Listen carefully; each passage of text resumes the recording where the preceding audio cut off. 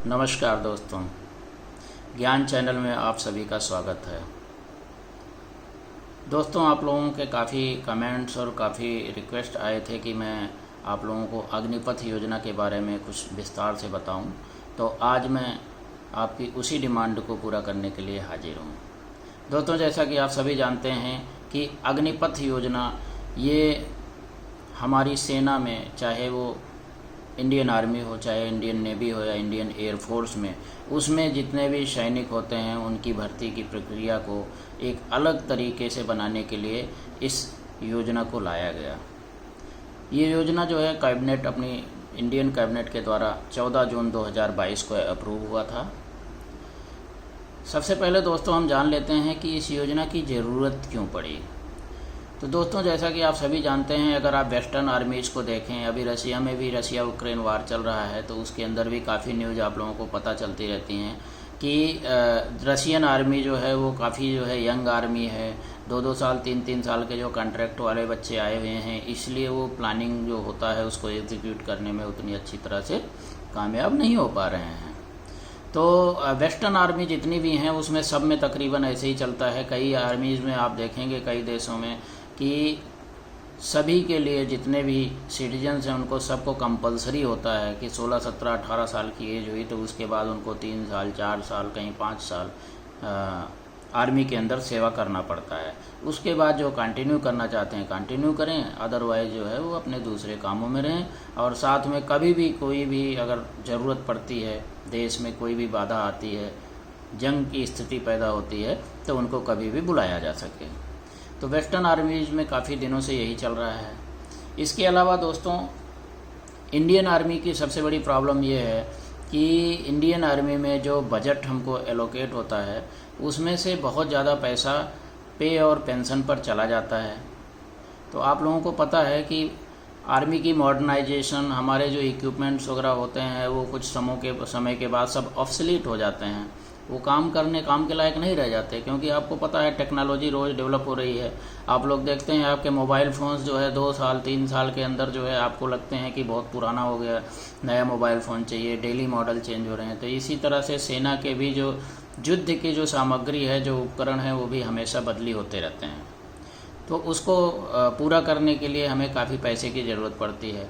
लेकिन जो एस्टिमेट लगाया गया उसके अंदर अगर आप एक एग्जाम्पल से देखें कि लगभग 100 रुपये अगर जो है बजट में मिलता है आर्मी को, तो उसमें 70 से 71 रुपये खाली पे और पेंशन में चला जाता है। 30 रुपये खाली मुश्किल से बचता है, जिसमें कि आर्मी को मॉडर्नाइजिंग करना होता है। साथ साथ जो हमारे इक्विपमेंट्स हैं उनको मेंटेनेंस भी उसी के अंदर करना पड़ता है। तो दोस्तों, इसमें जो 70-71 पैसे जो रुपये जो मैंने बोला कि पे और पेंशन में जाता है, इसमें से भी खाली 30 रुपये पे में जाता है। बाकी जो बचा हुआ जितना भी है वो गवर्नमेंट के ऊपर जो लोड है वो पेंशन का होता है। तो पेंशनधारी हमारे बहुत ज़्यादा हो गए हैं। हमारी आर्मी जितनी है उससे 3 गुना ज़्यादा हमारे पेंशनर्स हैं। तो इसकी वजह से पेंशन का लोड बहुत ज़्यादा हो जाता है और बजट का काफ़ी पैसा उसमें खर्च हो जाता है। तो इसीलिए ये प्लान किया गया कि अगर कम समय के लिए सेना में लोग आएंगे तो हमारे पास एक तो यंग सोल्जर्स रहेंगे, इसके अलावा हमें पेंशन वाला जो बजट है उसमें हमें काफ़ी जो है कट आउट हो जाएगा, डिडक्शंस जितने भी खर्चे हैं, तो उसमें वो पैसा बचेगा हमें आर्मी को मॉडर्नाइज करने के लिए। तो मॉडर्नाइजेशन के लिए कि बहुत ज़्यादा पैसे जो है बच जाएंगे। दूसरा क्या है कि यंग और फिट आर्मी रहेगी, क्योंकि आप लोगों को पता है कि सेना में लोग काम करते करते बहुत तरह से हर तरह के वेदर में काम करते हैं। तो काफ़ी लोगों को वेदर की वजह से बहुत सारी बीमारियां हो जाती हैं, कोई ऑपरेशन में किसी को चोट पहुंच जाती है। तो उसमें सेना में काफ़ी लोग होते हैं जो लो मेडिकल कैटेगरी में चले जाते हैं। कहने का मतलब किसी न किसी रूप से वो अपंग होते हैं, वो पूरी तरह से फिट नहीं होते हैं। तो उस लोड को भी अगर हम कम करना चाहिए, तो अगर कम समय के लिए फ़ौज में अगर लोग भर्ती होंगे, कम टाइम काम करेंगे, तो फिर उसमें वो ज़्यादा से ज़्यादा फिट लोग रहेंगे। दूसरा क्या है कि गवर्नमेंट का ये भी एक प्लान है कि हमारे देश में जो एम्प्लॉयमेंट की समस्या है, ज़्यादा से ज़्यादा लोगों को रोज़गार मिले।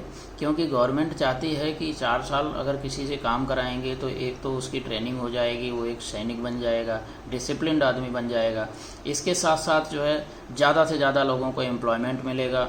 और गवर्नमेंट का ये भी प्लान है कि 4 साल बाद जब वो छोड़ के जाएंगे तो तकरीबन गवर्नमेंट ने उनको 20 लाख रुपए पेमेंट किया रहेगा, जिससे वो आगे जा कर के कुछ भी कर सकते हैं। साथ ही साथ सेना गवर्नमेंट ने ये भी डिसाइड किया है कि जितने भी हमारे CAPFs हैं, जो सिविल आर्म प्रोटेक्शन फोर्सेज हैं, जो कि होम मिनिस्ट्री में काम करते हैं, अपने SSB हो गया, CIF हो गया, BSF हो गया, तो इनमें सब में भी इनको एक जो है कोटा दिया जाएगा और उस कोटा के थ्रू जो उसमें जाना चाहें उसमें भी भर्ती कर सकते हैं। इसके अलावा बहुत सारे जो सिविल जॉब्स हैं उसके अंदर भी गवर्नमेंट प्रोविज़न कर रही है, और साथ साथ हमारे कई सारे इंडस्ट्रियलिस्ट हैं वो भी काफ़ी आगे आए हैं इसमें मदद करने के लिए। तो दोस्तों, ये अग्निपथ योजना एक्चुअल में है क्या, ये हम पहले समझते हैं। ये 4 साल की सर्विस शुरू में कराया जाएगा, जिसमें कि हमारे युवा, पुरुष या स्त्री, महिलाएं भी इसमें शामिल हैं, लड़कियां भी कर सकती हैं।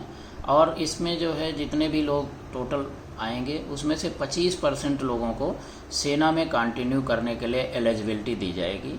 उनको एक ऑप्शन दिया जाएगा कि आप सेना में आगे फुल सर्विस कंटिन्यू कर सकते हैं। इसके अलावा जो बच्चे 8th 10th क्लास पास होकर के आते हैं उनको 12वीं की जो है पास करने की डिग्री मिल जाएगी। जो आगे उससे आगे जो 12th में से आते हैं उनको ग्रेजुएशन की डिग्री अगर लेना है तो इंदिरा गांधी ओपन यूनिवर्सिटी के थ्रू उसका भी प्रोविज़न किया जा रहा है, तो वो आपको डिग्री भी ग्रेजुएशन की भी मिलेगी।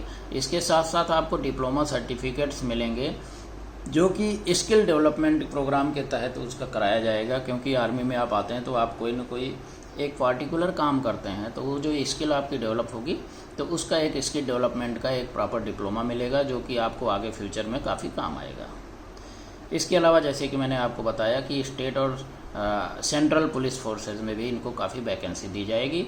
तो ज़्यादा से ज़्यादा अग्निवीर जो हमारे आएंगे वो इन्हीं वैकेंसीज़ में गवर्नमेंट की जॉब में मैक्सिमम लोग जो है इन्वॉल्व हो जाएंगे। उसके अलावा जो बचते हैं उनको जो है प्राइवेट जॉब भी आसानी से मिल जाएगा, क्योंकि प्राइवेट सेक्टर में भी इसके लिए काफ़ी प्रोविजंस किए गए जा रहे हैं।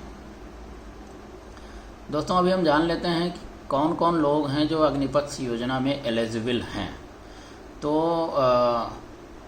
उम्र उनकी क्या होनी चाहिए, तो उम्र अभी जो गवर्नमेंट ने पॉलिसी लाई थी उसके अंदर ये था कि 17.5 साल से 21 साल तक के लिए जो लड़के हैं उनको अग्निवीर के लिए भर्ती किया जाए। लेकिन इस साल, क्योंकि पिछले 2 साल आप लोगों को पता है कि कोविड की वजह से बहुत सारे काफ़ी भर्तियां कुछ नहीं हो पाई, 2 साल से बंद थीं। काफ़ी हमारे युवा थे जो कि चाहते थे कि फ़ौज में जाएं, लेकिन उनकी एज क्या है, वो ओवर एज हो गई, 21 से ज़्यादा उम्र हो गई, तो उनको उनकी भी रिक्वायरमेंट और उनकी डिमांड को ध्यान में रखते हुए गवर्नमेंट ने एक्सेप्ट किया कि इस साल के लिए 17.5 से 23 साल तक की आयु सीमा रहेगी। इसमें स्टोर कीपर जो अग्निवीर टेक्निकल भर्ती होंगे उसमें अग्निवीर क्लर्क या स्टोर कीपर टेक्निकल के लिए होंगे, उनके लिए भी 23 साल। साथ साथ अग्निवीर GD कैटेगरी में आएंगे जो कि हर एक आर्म में अलग अलग तरह के जॉब करेंगे, तो उनके लिए भी जो है सेम 23 साल, और साथ में ट्रेडमैन के लिए भी 23 साल की आयु सीमा होगी। इसके अलावा इनको इनकी एलिजिबल क्राइटेरिया ये भी होगी कि इनको जो है जितने भी स्टोर कीपर और क्लर्क आते हैं वो SSC पास होने चाहिए। GD कैटेगरी में जो लोग आते हैं वो भी SSC पास होने चाहिए। और SSC का मतलब दोस्तों ये है कि आप इंटरमीडिएट की परीक्षा 10+2 जिसको बोला जाता है उस लेवल का आपको क्वालिफिकेशन होना चाहिए। इसी के अलावा जो ट्रेडमैन आते हैं वो 10th पास, और कहीं कहीं पे आप देखेंगे 8th पास की स्टेटों में भी लेने का प्रावधान है। अभी हम दोस्तों समझते हैं कि अग्निवीरों को वेतन क्या दिया जाएगा। तो दोस्तों, पहले साल में अग्निवीर को 30,000 रुपये पर मंथ प्लस अलाउंसेस दिए जाएंगे। दूसरे साल में ये 33,000 रुपये हो जाएगा।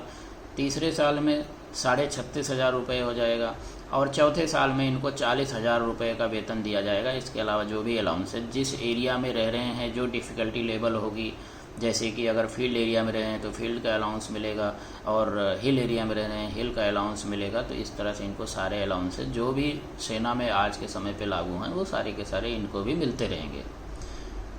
जब 4 साल की इनकी सर्विस पूरी हो जाएगी तो इनको एक सेवा निधि के रूप में जो सैनिक अग्निवीर जो छोड़ रहे हैं आर्मी को, बाहर जा रहे हैं उनको लगभग जो है 11,71,71,000 रुपये के लगभग इनको लमसम एक बार में पैसा दिया जाएगा। इसके अलावा जितने भी अग्निवीर हैं इनको लाइफ इंश्योरेंस कवर भी 48 लाख रुपए का होगा, जो कि नॉन कंट्रीब्यूटरी होगा। दोस्तों सबसे बड़ी बात ये नॉन कंट्रीब्यूटरी, इसका मतलब इसके लिए इनसे कोई भी डिडक्शन नहीं किया जाएगा और इनको मुफ्त में ये इंश्योरेंस कवर दिया जाएगा। एक चीज़ और जानना दोस्तों बहुत ज़रूरी है कि जो अग्निवीर बाहर जा रहे हैं उनको तो 11,71,000 रुपये दिया जाएगा, लेकिन जो अग्निवीर सेना के अंदर ही कंटिन्यू करते हैं सर्विस तो उनको 11,71,000 रुपये नहीं दिया जाएगा। उसका कारण ये है कि गवर्नमेंट की पॉलिसी है कि अगर मान लो एक अग्निवीर लगभग जो प्लानिंग है, जितना कैलकुलेशन किया गया है, जो उनको जितना भी पे मिल रहा है उसका 30% जो है उसके इनको ये भविष्य निधि के लिए उसकी कटौती की जाएगी, जो इकट्ठा किया जाएगा, जो तकरीबन 4 साल में 5 लाख रुपए हो जाते हैं। इसके साथ गवर्नमेंट खुद भी अपनी तरफ से उतना ही पैसा लगाएगी, 5 लाख रुपए यानी कि गवर्नमेंट देगी और प्लस 10 लाख हो गए, प्लस जो है इसमें जो भी इंटरेस्ट वगैरह होंगे उसके, तो वो मिला करके इनको 11 साढ़े 11 लाख रुपए ये जो दिया जा रहा है।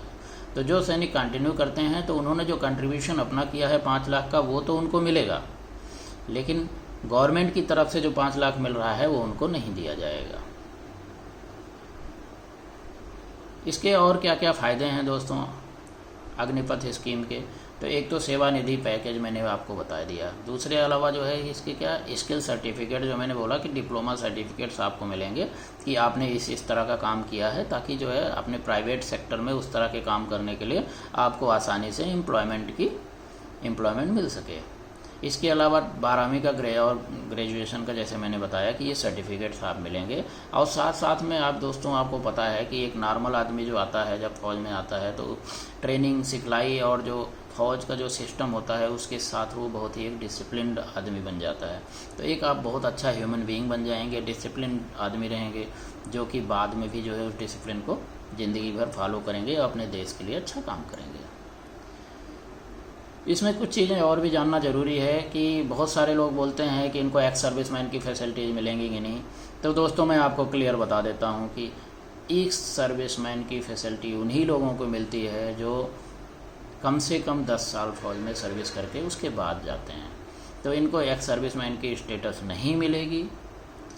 इसके अलावा इनको कोई भी CSD की फैसिलिटीज़ 4 साल तक जब तक कंटिन्यू कर रहे हैं तब तक तो मिल ही रही है, उसके बाद जब छोड़ करके जाएंगे जो बाहर जाते हैं उनको नहीं मिलेगी। इसके अलावा इनको 4 साल के बाद कोई भी फ्री मेडिकल फैसिलिटीज़ नहीं मिलेंगी जो लोग छोड़ करके चले जाते हैं। कुछ लोग बोलते हैं दोस्तों कि वोमेन एंट्री का क्या है, तो फिर दोस्तों अभी वोमेन एंट्री इसमें की जा रही है, हमारी तीनों सेनाओं में की जा रही है, आर्मी में भी, नेवी में भी और एयरफोर्स में भी। लेकिन अभी इनको कुछ सेलेक्ट आर्म या सर्विसेज के अंदर ही इनका जो है भर्ती किया जा रहा है। जैसे कि अगर हम एग्जाम्पल लें तो आर्मी के अंदर जो हमारी जो सेंट्रल मिलिट्री पुलिस है, पुलिस फोर्सेस के अंदर इनकी भर्ती की जा रही है। और साथ में क्योंकि वोमेन उसमें आई हुई हैं तो उसी तरह से अग्निपथ स्कीम में भी हो सकता है अग्निवीर भी उसमें आएंगी। और बाकियों में भी अभी कुछ बातचीत चल रही है जो हमारी सर्विसेज हैं उनके अंदर। फाइनल जब नेक्स्ट आपका जो पहला जो भर्ती का प्रक्रिया पूरी हो जाएगी तब आपको क्लियर पता चल पाएगा। लेकिन आप इतना जान लें कि वोमेन को भी जो है पूरी रिस्पेक्ट और पूरी जो है उनको मौके दिए जा रहे हैं। उनकी थोड़ी सी एलिजिबिलिटी क्राइटेरिया सेपरेट होंगी, जैसे कि जो उनके फिजिकल एंट्रेंस टेस्ट वगैरह होते हैं वो भी थोड़ा सा अलग होंगे। तो ये चीज़ होगा, उनको उनकी जो फिजिकल स्टेटस है उसके हिसाब से उनको उसी तरह से उनका जो है टेस्ट वगैरह कंडक्ट किया जाएगा। अभी हम बात कर लेते हैं दोस्तों वैकेंसी के ऊपर। तो वैकेंसी लगभग जो है 1 साल में जो गवर्नमेंट का प्लान है कि 25,000 प्लस वैकेंसी होंगी, जिसमें कि इस साल तकरीबन जो है 46,000 वैकेंसी जो है प्लान की गई हैं। और इनकी सर्विस जो है 4 साल टोटल होगा, जिसमें कि 10 हफ्ते का जो है इनका ट्रेनिंग होगा शुरू का, तो वो ट्रेनिंग भी इसी के अंदर शामिल है। और दोस्तों ये भी जान लें कि जिस दिन से भर्ती हो जाते हैं, चाहे वो ट्रेनिंग में है चाहे जिसमें भी हैं, उनको 30,000 रुपये का मासिक वेतन उसी टाइम पे शुरू हो जाएगा। और इनका एप्लीकेशन जो प्रोसीजर है वो ऑनलाइन ही होगा, तो ऑनलाइन प्रोसेस जिसको भी करना है वो ऑनलाइन अप्लाई करें। टेस्ट वगैरह जो होंगे दोस्तों, इसमें फिजिकल टेस्ट होंगे। फिजिकल टेस्ट में आपको पता है सबको कि 1.6 किलोमीटर 1 मील का मतलब रन होता है, और इसके अलावा आपको थोड़े बहुत बैलेंसिंग वगैरह के होते हैं, सिटअप होते हैं, पुलअप होते हैं, बीम वगैरह, गड्ढा जंप होता है, तो ये टेस्ट होते हैं।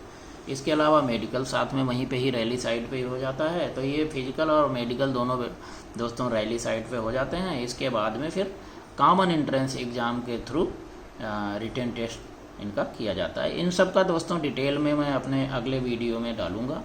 तो आप सभी लोगों से अनुरोध है कि इसको वीडियो को लाइक करें, सब्सक्राइब करें, और साथ साथ अपने भाई जो कि अग्निवीर स्कीम के अंदर जो भर्ती वगैरह प्रक्रिया में जाना चाहते हैं उनको सबको शेयर करें, ताकि उनको सबको इसके बारे में पता चले, और बाकी की जानकारी आपको नेक्स्ट वीडियो में मिल जाएगी। थैंक यू दोस्तों।